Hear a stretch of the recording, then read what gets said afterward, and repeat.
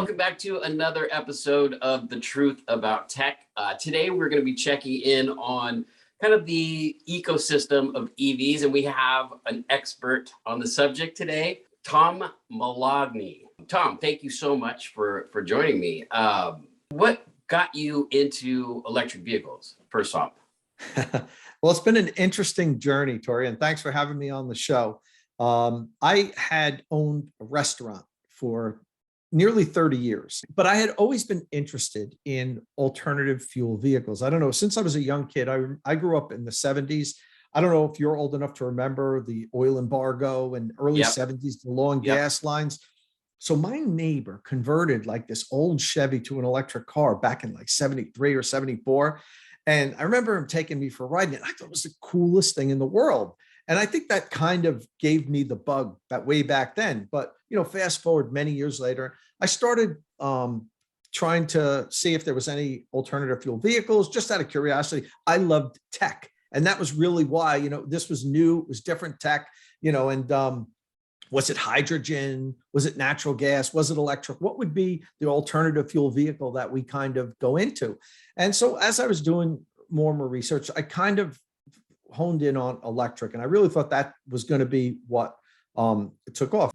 This current climate, it looks like everybody is going towards EVs. Well, it's true. They are. And, you know, we're just hearing about it now. It's not that hadn't been the case for the last few years, because it had. I mean, I get exposure to talk to executives from pretty much all the OEMs out there, and they knew this was coming. They saw this was coming. But you know what? Car companies don't like to talk about what they can't sell today. So even though most of the car companies understood 4 or 5 years ago that the whole industry was going to electrify within the next 10 to 20 years, they all understood this, at least the ones that weren't brain dead. And but they didn't want to say that because, you know, they like to talk about what they have in their showrooms today, not what they're going to have in their showrooms 10 years from now. So this isn't like all of a sudden this happened. These companies have been planning. They knew this was going to happen. I've been standing on my soapbox for a decade now. And for the first 4 or 5 years, people were saying, you know, you're nuts. Like, I'm not driving an electric car. Then for a couple of years, it was like, well, maybe they're starting to get better, but not until batteries get better. And now it's just kind of like, yeah, I'll eventually be driving one. I know, you know, it seems like the whole industry is going that way. And it is. But like originally, you know, you had Tesla, which was, you know, a brand new manufacturing company. And then you had Fisker, right? That was their big competitor. But now you're starting to see these legacy automotive companies building their own version of electric cars. What do you think is causing this trend? So, yeah, I think that, you know, government, if you want to say intervention, has maybe made it happen quicker than it would have, setting, you know, CAFE gas standards, corporate, you know, average fuel economy standards. In Europe, they have strict standards on a certain percent of the fleet has to be zero emission. And what that really, the only thing that has done, in my opinion, is it's going to make this transition happen quicker, Tory. It was going to happen anyway, and it was simply going to happen because electric vehicles are better vehicles. That's period. That's what all the government intervention in the world, all the talk about saving the planet and all this, that's not going to put the vast majority of people in electric vehicles. They will only transition to these vehicles when they work for them and they're better. And we wouldn't get there. And with any new technology, it takes years before it really gets to the point where it's really good. I mean, look at plasma TVs. The first ones came out, they were small, they were $10,000. You know, if people didn't spend money on them, we would never get to where we are today. And it was kind of like that with electric vehicles, that the early ones weren't that great. They were very expensive. They didn't go that far. They didn't charge that fast. But the fact that government said, look, we need to move in this direction, and they put out subsidies and they kind of forced manufacturers to have a certain percentage of their vehicles zero emission. What that did was it helped pour investment into that and make it better. So we would have gotten to where we're going to go anyway without any incentives, but it would have taken an extra maybe decade. Right. You know, you hear a lot of people talking about electric vehicles, how they're going to save the planet, right? No emissions. But I like what you said was they're just better vehicles. Like it's just a better design, better machine. And it's interesting because that's the first time I've ever heard anybody kind of, just say, for, regardless of whether it's, clean energy, emissions free, it's just a better vehicle. And I think a lot of people who aren't familiar with electric vehicles, until they get in one and drive one, they don't really understand it. They don't know the difference. That's 100% true. I was always a car guy. I wasn't somebody who, was it, let's say, total environmentalist. Nothing against that. I mean, it's great to be an environmentalist, but I didn't get into electric vehicles for that. The fact that electric vehicles have that instant torque that you talked about and acceleration, there's no maintenance. There's, tires and wiper blades. You don't have to get oil changes. You don't have to worry about your muffler rotting out. You don't have to worry about someone stealing your catalytic converter. All these things, it's just tires and wiper blades. And the cost to refuel it is pennies. It costs me at home about $13 to $14 to charge my Tesla, and I can drive almost 300 miles on that.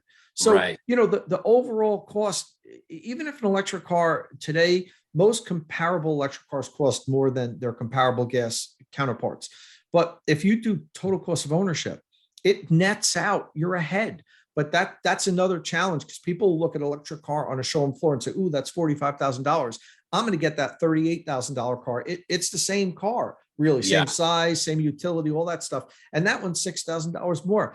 Do your running costs for 5 years on maintenance and fueling, and then take into consideration the possible incentives on that vehicle, and you'll actually save a few $1,000s. That's one thing to understand, that besides doing so many things better, in my opinion, than the gas cars, not have to deal with maintenance and the fueling costs, they actually will have a total lower cost of ownership, even if the initial price is higher.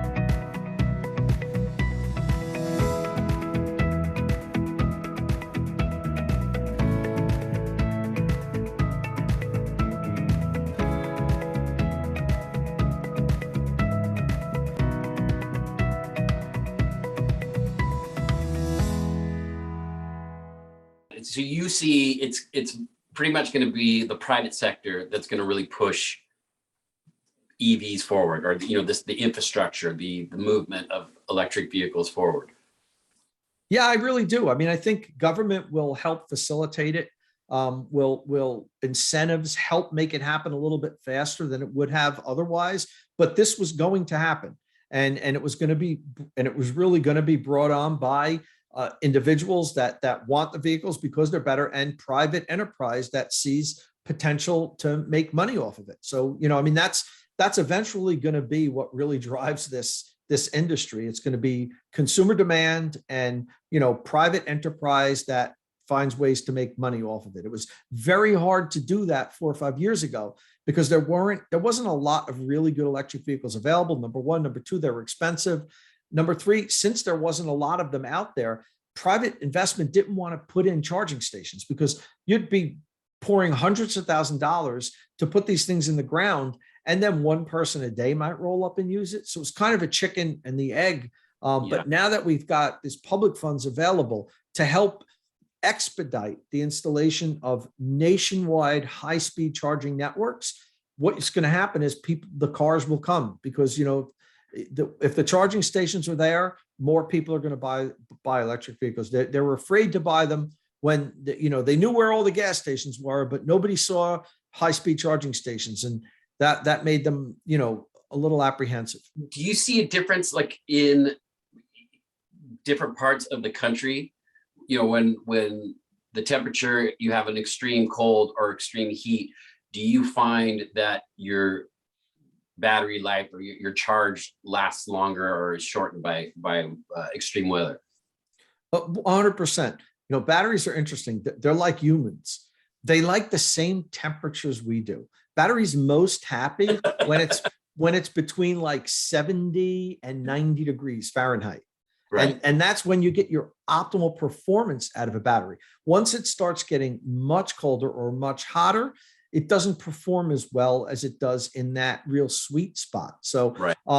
When it gets really cold, what happens is, the battery doesn't get damaged. It just, the chemical reactions inside the battery slow down. So it's not able to, I guess, exert as much energy as it can at the proper temperature. So what you'll have is the battery that can propel a car, say 300 miles in perfect conditions, might only be able to propel it 240 or 250 miles when it's, 30 degrees Fahrenheit, right. And it gets worse when it gets down under 0 degrees Fahrenheit, then now instead of 300 miles, you might have 200 miles or 190 miles. So yes, the performance suffers the colder it gets, but there are ways to get around that.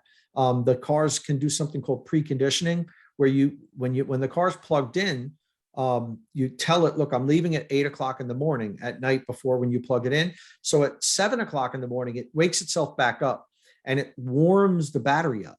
So when you're leaving, the car's still at 100% charged, but the battery is like at 50 degrees Fahrenheit instead of 10 degrees. So what happens is, yes, it warms itself up to extend its driving range. So, and all the new electric cars have good, sophisticated thermal management systems that help warm it up. That wasn't the case 5, 6, 7 years ago. So, what we're doing is industry now is recognizing the problems and they're creating solutions to them. Your explanations have cleared a lot of mystery for me, where it's like, if somebody's on the fence or just curious about where EVs are going, there's this one issue that, some people don't really address, and it's the affordability, right? What if you can't afford a brand new electric car? It's just not in your budget to buy an electric car. It's going to be a lot easier to buy a used internal combustion engine. When are the electric vehicles going to be cheap enough that everybody can afford them? Right. So that's a great question. I've been calling for affordable EVs, for a long time, but I could call for it all I want. If it wasn't possible to make them and sell them at that price, the car companies weren't going to. And that's why we have incentives. That's why we have the federal tax credit of up to $7,500. Why some states have incentives. Well, you talk about affordable. It's what's affordable for you might be different for me, might be different for someone else.